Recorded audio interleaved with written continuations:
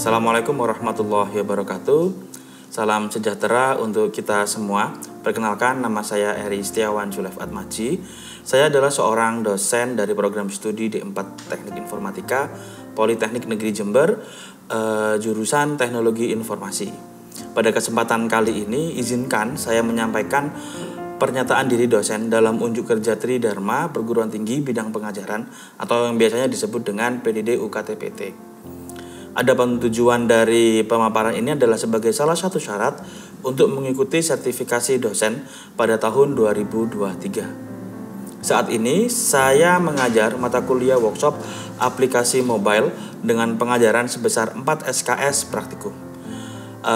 Mata kuliah ini merupakan salah satu mata kuliah wajib bagi mahasiswa program studi D4 Teknik Informatika di semester 4.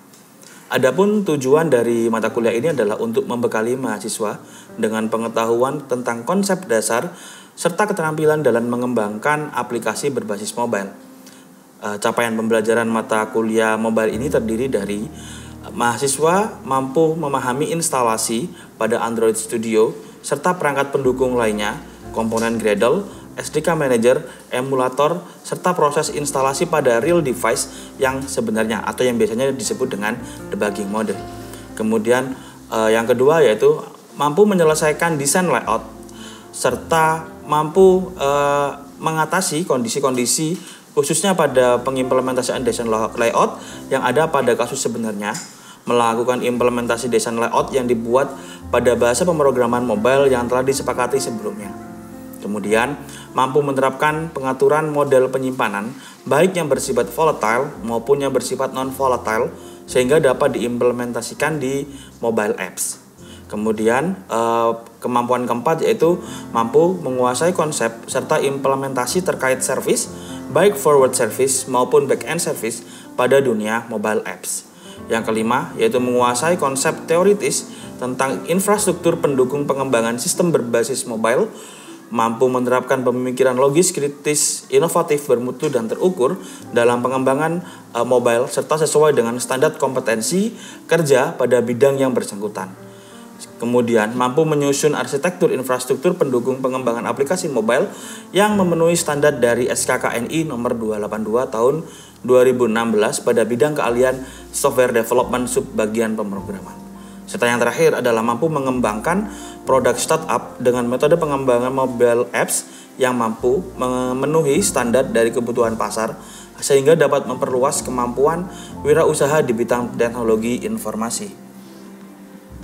Sedangkan untuk deskripsi mata kuliah itu sendiri, pada konsep pemrograman berbasis mobile itu terdiri dari bagaimana mengembangkan sebuah mobile apps berbasis Android, kemudian memecahkan masalah dan ruang masalah dalam implementasi antar mobile apps dan web service. Kenapa kok seperti ini? Karena di mobile apps itu sendiri dia tidak bisa berdiri sendiri tanpa adanya web service. Kemudian membuat aplikasi berbasis mobile dengan kolaborasi dengan workshop yang lain.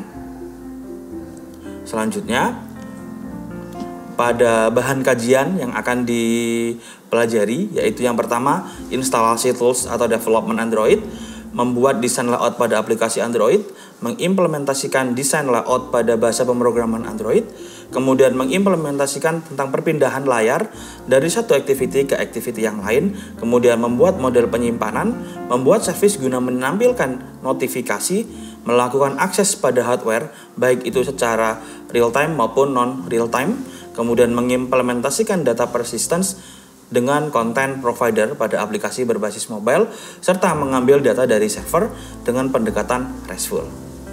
Adapun untuk pada proses pembelajaran dilakukan dengan tatap muka di dalam kelas, didukung oleh perangkat seperti laptop, screen projector, kabel data, maupun real device Android. Sedangkan metode pembelajaran yang diterapkan adalah case study dengan menggali real world experience, di mana real world experience ini mahasiswa diminta untuk langsung dapat terjun ke lapangan, mencari kasus yang ada di lapangan, membawa ke dalam kelas sehingga real world project dapat terjadi. Oleh karena itu, project ini atau real world project ini dapat menjadi sebuah project based learning. Sedangkan untuk penilaian yang saya lakukan berdasarkan sebanyak 25% tugas harian 25% dari keaktifan di platform coding. Yang dimaksud dengan platform coding adalah mahasiswa mampu bekerja bersama dengan tim untuk menyelesaikan kasusnya. Kemudian yang 30% adalah presentasi akhir, serta 20%-nya dari pameran yang dilakukan setiap akhir semesternya guna mendukung kelancaran kelas. Assalamualaikum warahmatullahi wabarakatuh. Waalaikumsalam warahmatullahi wabarakatuh. Baik, rekan-rekan sekalian, hari ini kita akan melaksanakan perkuliahan yaitu workshop aplikasi mobile. Di mana di workshop aplikasi mobile ini karena sifatnya adalah workshop, maka kita akan bertemu 1 minggu 2 kali, yaitu di hari Senin dan di hari Selasa. Dan di mana nantinya dari masing-masing hari ini kita akan mempunyai mekanisme project based learning. Jadi di mekanisme project based learning ini nanti rekan-rekan akan secara berkelompok selain mengambil data juga mengambil case study. Di aplikasi mobile ini beberapa hal yang mungkin yang akan kita pelajari. Yang jelas kita akan mempelajari yaitu bagaimana kita bisa membuat sebuah kerangka aplikasi mobile, mulai dari itu layouting, kemudian activity, kemudian intent filter, kemudian database persistence, baik itu database persistence yang database persistent yang bersifat file maupun yang bersifat semi permanen. Materinya yaitu kita akan mulai ngebahas tentang layouting. Layouting itu apa? Layouting itu adalah tampilan awal yang akan diperlihatkan oleh user. Nah, seperti yang sudah saya jelaskan tadi, bahwasanya kalau kita mau kepingin user itu nyaman dengan tampilan kita, dengan aplikasi kita, maka 2 hal yang harus kita perhatikan. Yang pertama dari segi user interface, dan yang kedua dari user experience. Di user interface itu sebisa mungkin kita membuat mata user kita itu nyaman. Itu di user interface. Namun tetap dengan koridor-koridor yang sesuai dengan yang klien inginkan. Misal kita kepingin dari klien itu pengennya di aplikasinya itu nanti akan ada logo. Misal ya, akan ada logo. Nah, di Android untuk layouting itu ada 4 jenis. Yang pertama kita bisa pakai yang namanya relative layout. Relative layout itu apa? Relative layout itu adalah model layouting yang dia bersifat relatif terhadap komponen selanjutnya. Itu relative layout. Contoh, teman-teman buat button. Gambar, kalau misalkan nih, gambarnya itu ada di atas button dengan jarak 5 dp. 5 depth pixel. Nah, itu kita bisa pakai yang namanya relatif. Itu yang pertama. Yang kedua, kita bisa pakai yang namanya constraint. Constraint itu apa? Constraint itu kalau misalkan layout kita itu sudah ada batasan yang jelas. Contoh, di layout kita itu nanti akan gambarnya itu akan sejajar dengan tombol, dengan button kiri kanan, atau dia akan sejajar terhadap margin top itu sebesar 8 dp. Nah, itu bisa kita pakai constraint. Yang ketiga itu kita bisa pakai yang namanya grid layout. Nah, kalau di grid layout itu seperti apa? Grid layout itu seperti namanya ya. Jadi kita ibaratkan layar-layar ini itu semacam kotak-kotak. Jadi ini bisa single grid, bisa multiple grid, bisa double grid, bisa triple grid. Nah, grid layout akan bermanfaat kalau misalkan kita pakai data table. Itu kita bisa pakai data grid layout. Kenapa? Karena semuanya sifatnya adalah tabulasi. Nah, yang keempat yaitu linear layout. Nah, di linear layout ini seperti namanya, linear layout itu berarti dia sifatnya adalah linear. Linear berarti bisa dari atas ke bawah atau dari kiri ke kanan. Nah, kalau dari atas ke bawah berarti vertikal, Kalau dari kiri ke kanan berarti horizontal. Itu dari segi orientation. Nah, misal nih, di sini saya sudah buat untuk layoutingnya, yaitu saya sudah menggunakan orientation vertikal. Saya sudah pakai linear layout orientation vertikal. Kenapa? Karena begini. Misalkan nih dari kliennya kepinginnya layoutnya kelihatan rapi dari atas ke bawah. Jadi kita nanti teman-teman bisa buat gambarannya dulu ya. Bisa pakai Figma, bisa pakai Sketch, bisa pakai Canva dan lain sebagainya. Nah, misalnya di si kliennya kepinginnya nanti di layoutnya itu akan ada gambar atau akan ada logonya si klien. Maka di sini teman-teman bisa tambahkan konten berupa image view. Nah, jadi teman-teman tinggal panggil aja karena kita di sini sudah pakai Android Studio, maka otomatis kita akan dibantu sama si Android untuk codingnya. Nah, kita bisa pakai image view. Nah, setiap komponen di layout itu pasti ada dua komponen pendukung, yaitu lebar dan tinggi. Misal nih, kliennya kepingin lebar gambarnya itu sama dengan lebar layar. Nah, berarti di sini layout width itu berarti lebar ya. Layout width-nya itu kita bisa tambahkan dengan match parent. Nah, sedangkan untuk tingginya, kliennya mintanya tingginya itu hanya 150 dp misalkan. Nah, di sini kita bisa pakai 150 dp seperti ini. Nah, kita kalau misalkan udah selesai, tinggal kita selesai. Cuman di sini image-nya atau logonya itu belum masuk ke layout, otomatis harus kita cari. Nah, di Android itu kalau misalkan kita punya komponen di Android itu komponennya itu bisa kita bagi menjadi 4. Bisa berupa string, bisa berupa image, bisa berupa komponen itu sendiri, atau juga bisa berupa warna.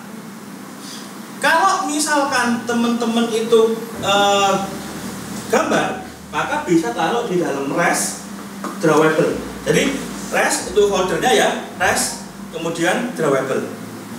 Nah, di sini ada res kemudian drawable. Nah, otomatis kalau kita mau ngambil gambarnya, di sini kita bisa pakai SRC. Nah, Android SRC seperti ini. Nah, di sini tinggal teman-teman cari logonya di mana. Di sini saya sudah ada drawable logo. Maka secara otomatis dia akan muncul seperti ini. Nah, di sini teman-teman, gambar yang disupport sama si Android itu bisa PNG, bisa JPEG.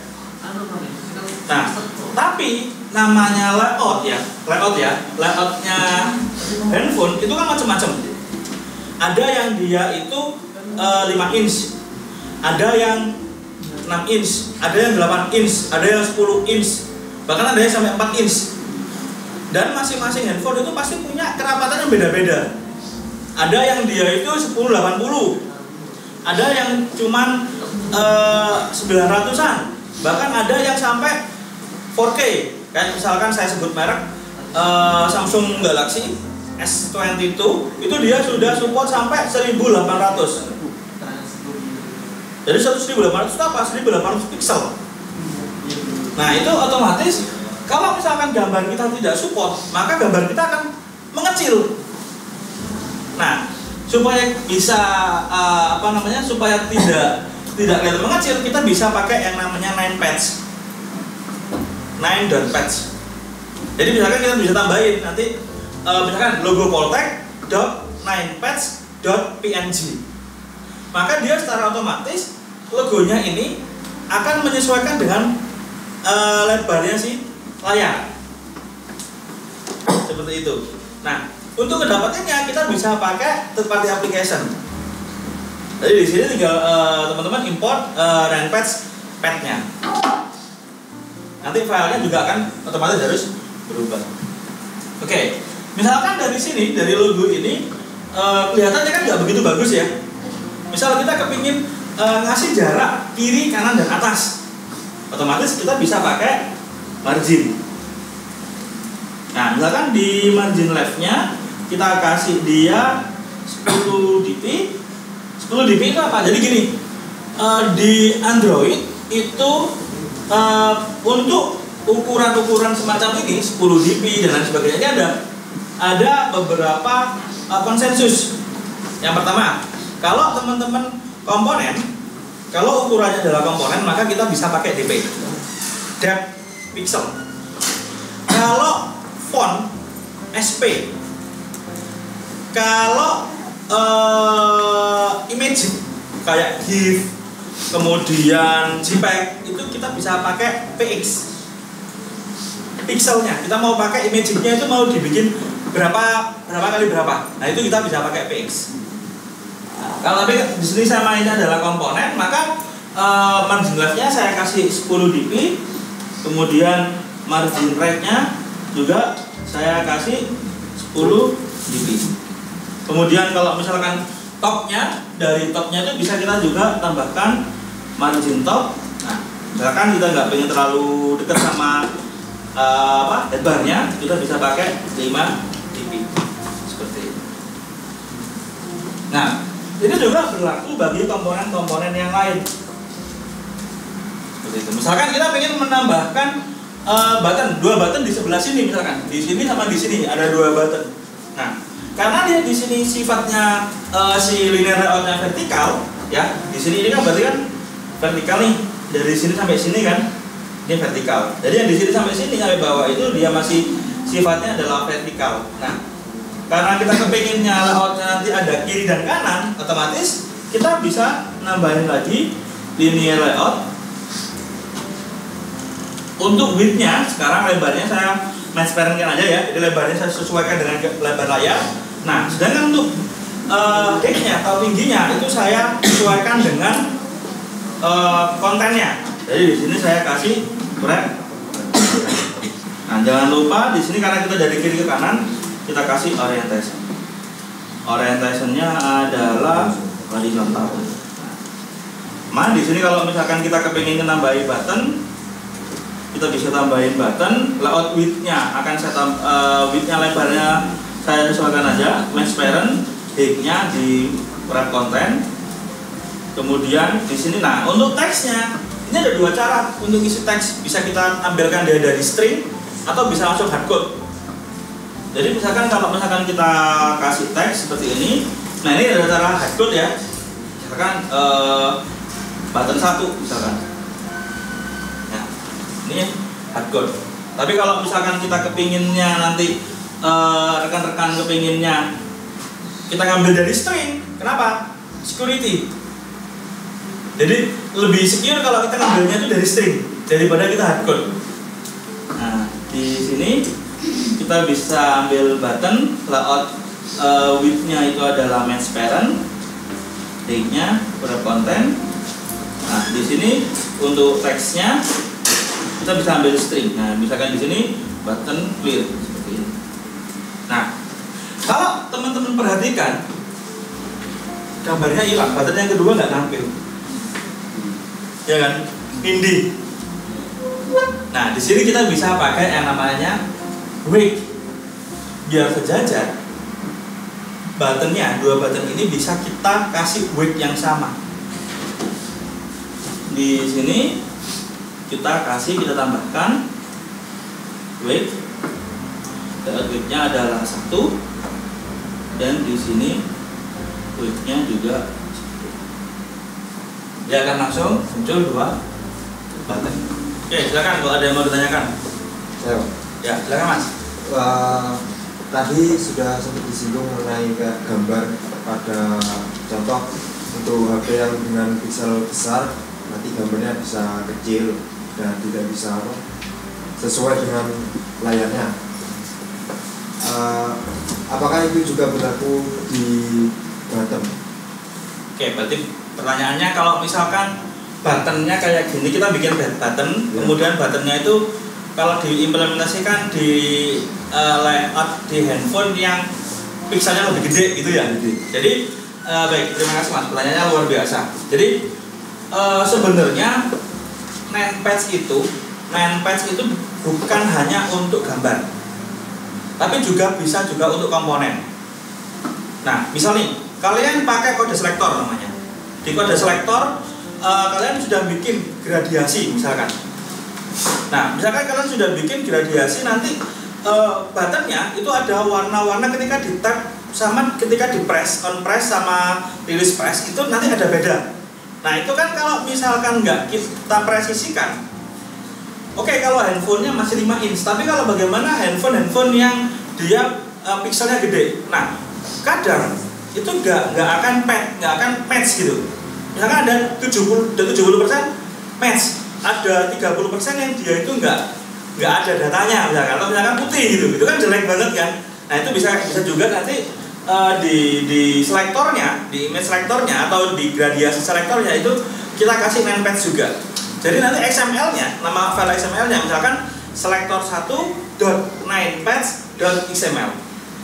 Sehingga dia akan secara otomatis akan nyesuaiin layoutnya, itu akan nyesuaiin si gambar itu kan, atau si selektornya tadi itu akan nyesuaiin kira-kira kayak gimana outputnya, seperti itu. Jadi kalau misalkan dia komponen untuk misalnya kita ngedevelopnya bagus ketika kita develop di handphone yang 1200 misalkan atau 1080, kemudian kita deploy dia kok sampai ke pixelnya 2500, contohnya kayak S23, S20 atau yang fold phone itu. Nah, itu dia pixelnya tuh lebih rapat lagi, seperti itu. Nah, itu kalau misalkan aplikasi nggak kita modif sedemikian rupa, maka kemungkinan besar layoutnya itu bakal amburadul. Oke, mungkin ada yang lain? Ya, saya Mas. Saya mau bertanya tentang user interface-nya. Jadi bagaimana cara menambahkan gradasi pada komponen-komponen tertentu? Oke. Pertanyaannya adalah bagaimana kalau misalkan kita ingin, misalkan nih biar kayak kekinian kayak Instagram gitu kan, ada gradiasi warnanya gitu ya. Nah, caranya gini, ada 2 cara. Caranya pertama, bisa kita buat backgroundnya itu kita buat berupa image. Jadi misalnya kita bikin background.png yang sudah gradiasi. Atau cara yang kedua, ini caranya agak ribet, yaitu by live code atau by coding. Nah, cara yang kedua, di sini teman-teman sudah ada di under res values itu ada colors. Nah, di colors itu nanti teman-teman bisa menambahkan kode skema yang by default ada, atau misalkan teman-teman punya desain yang lain. Contoh nih, saya sudah punya desain yang bernama di Purple 500. Nah, di Purple 500 itu dari kodenya kayak gini.